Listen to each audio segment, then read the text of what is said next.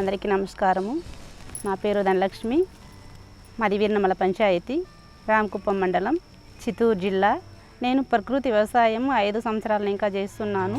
ఇప్పుడు ATM model వేసుకోవడం జరిగింది. ఒక 20 రకాలు వేసుకున్నాను.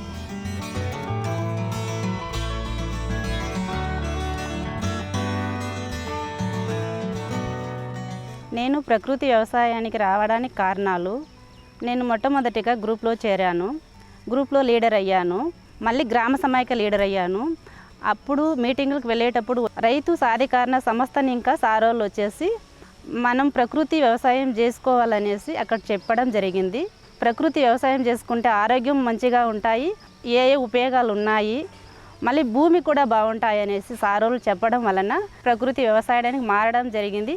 మా సభ్యులను కూడా మార్చగలను అని మారుస్తూ ఉన్నాను. ఏటీఎం మోడల్ వేసుకున్నందువలన కూరగాయలు, ఆకుకూరలు రోజుటికి డబ్బులు సంపాదించుకోవచ్చు, మళ్ళీ మనము ఆరోగ్యంగా ఉండవచ్చు.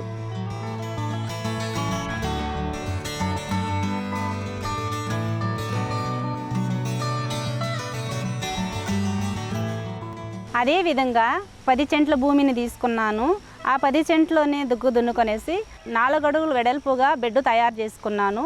తయారు చేసుకున్న బెడ్డులో బీజామృతంతో విత్తన శుద్ధి చేసుకొని ఘనజీవామృతం చల్లుకొని విత్తనాలు వేసుకోవడం జరిగింది.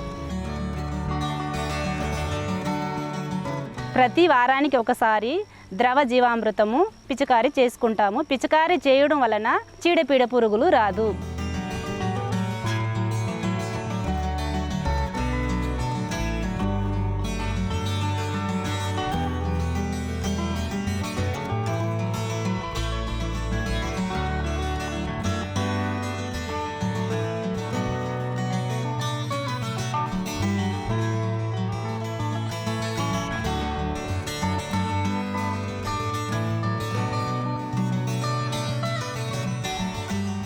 ఏటీఎం మోడల్లో ఒక భాగంగా కొత్తిమీర, పాలకూర, చిరుకూర, దంటుకూర వేసుకోవడం జరిగింది. తీగ జాతి పరంగా సొర, బీర, కాకర వేసుకోవడం జరిగింది. దుంప జాతుల పరంగా ముల్లంగి, బీట్రూట్, క్యారెట్ వేసుకోవడం జరిగింది.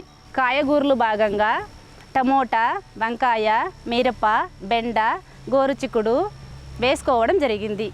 ఏటీఎం చుట్టూ బార్డర్ క్రాప్గా బంతి, డేరియా, మల్లె చెట్లు పెట్టుకున్నాను. అదేవిధంగా మొక్కజొన్న, కంది కూడా వేసుకోవడం జరిగింది. అదేవిధంగా జామకాయలు, మునగ, కరివేపాకు, చెరుకు కూడా వేసుకోవడం జరిగింది.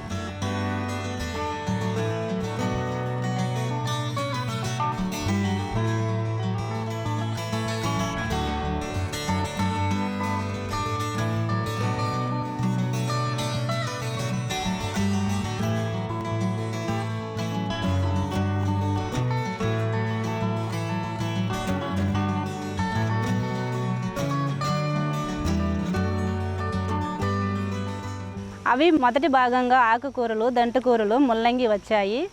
అవి మేము ఇంటికి వినియోగించుకొని మిగిలిన దాన్ని మా గ్రామస్తులకు నేను అమ్ముకుంటాను. నాకు రోజు డబ్బులు వస్తున్నాయి. వారానికి 1500, 2000 వరకు నాకు ఆదాయం వస్తున్నాయి.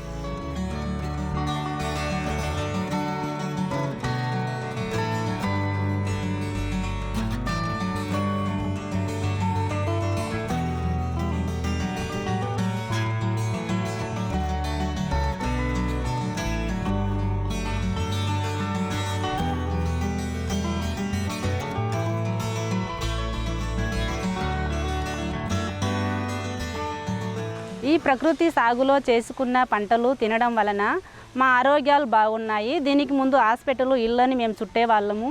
ఈ ప్రకృతి సాగు వలన మేమందరూ ఆరోగ్యంగా ఉన్నాము.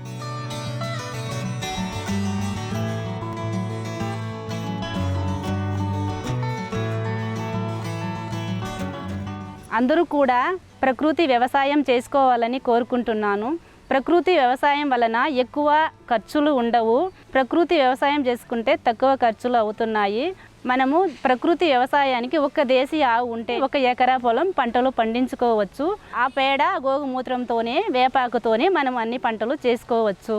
రసాయనిక ఎరువులు వాడడం వలన ఎక్కువ ఖర్చులు, లక్షలు, 50,000 పెట్టాలి 1 ఎకరానికి.